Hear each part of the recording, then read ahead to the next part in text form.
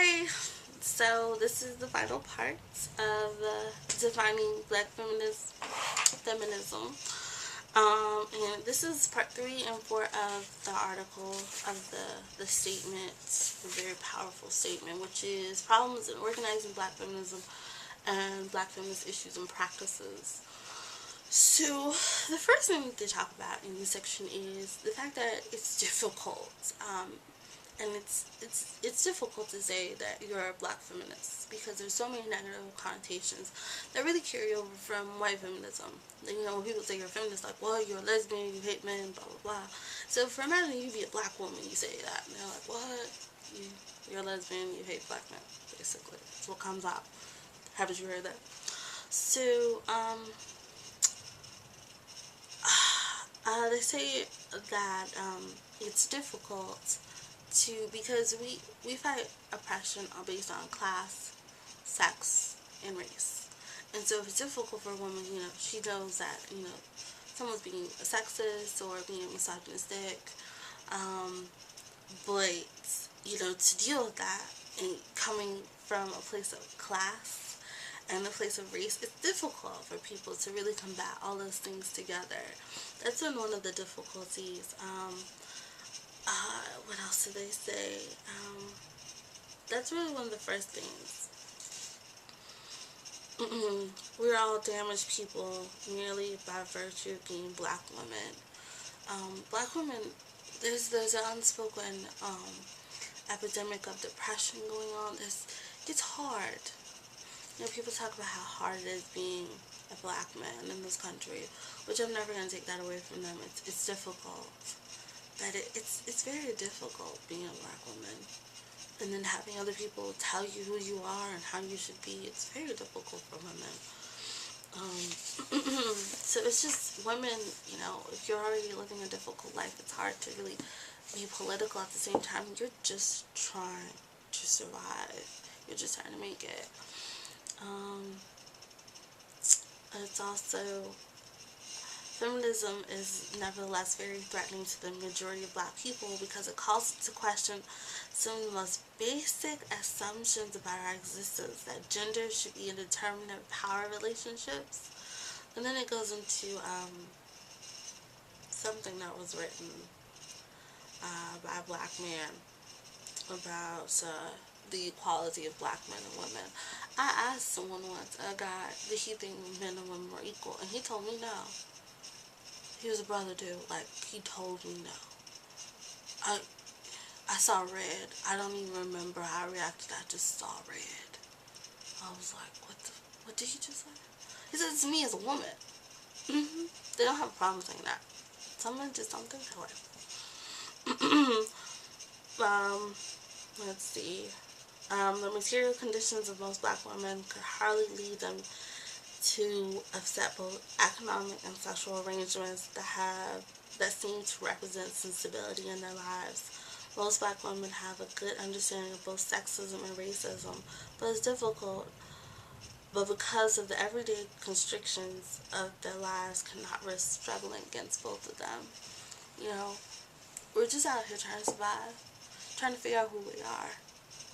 And I think women do that every day. They just don't see it as being political, and they don't see it as being a feminist. The reaction of Black men to feminism has been notoriously negative. Has that changed since the 60s and 70s? Y'all saw when I made my first video.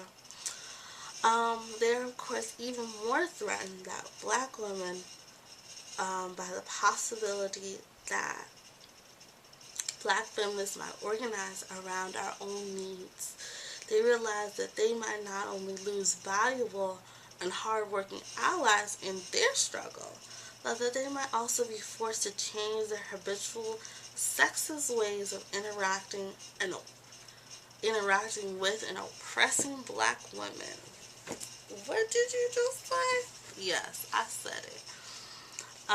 Accusations that Black feminism divides the Black struggle are powerful determinants to the growth of the Black women's movement.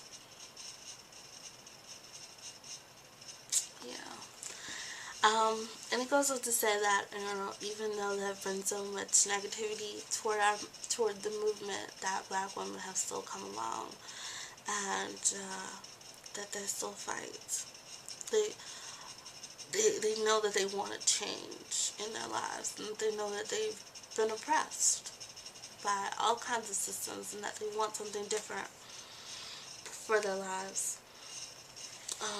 And it talks about how just women, they sit together and they tell their stories, and how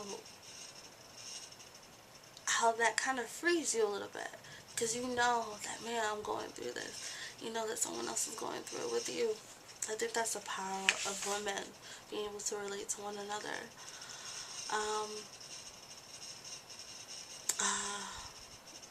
okay, so I'm gonna go into the fourth section, so this doesn't go turn to 5 parts. And it just says that for the most part, we combat sex, class, and race collectively, simultaneously, because all those things are in the oppression of black women. Let's see.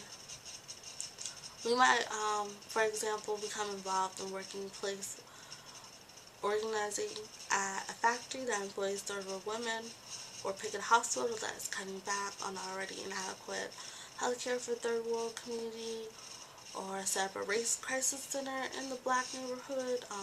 It talks about issues of welfare and child care. We're always looking for adequate child care. Sorry, that was my phone. One issue that is of our major concern to us, and that have begun to publicly address, is the racism in the white women's movement. As black feminists, we are made constantly and painfully aware of how little effort white women have made to understand and combat their racism, which requires, among other things, that they have more than a superficial comprehension of race, color, and black history and culture.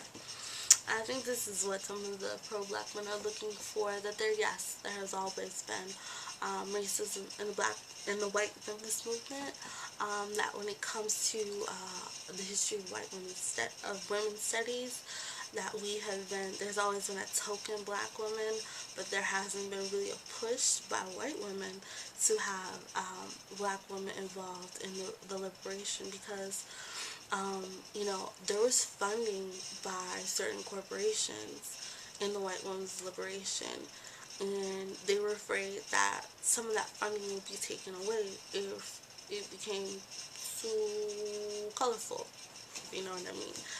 So I'm going to get into that. I'm really considering doing a series on that. I think I announced that, but, it won't be till later on this summer.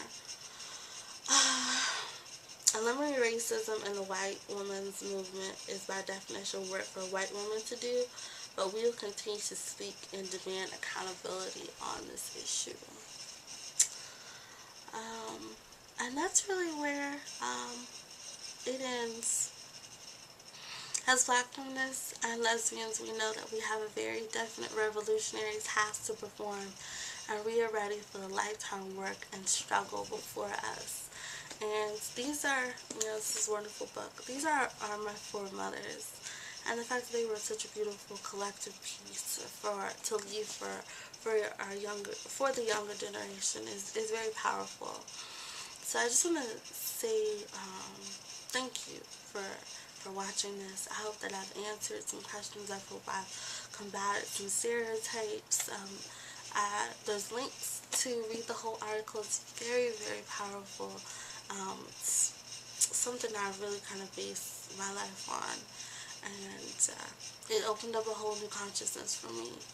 And if you don't remember anything else, is that black women fight oppression based on class, based on race, and based on sex. So I want to thank you. I can't wait to see your comments. I know. Please watch all 3. Bye.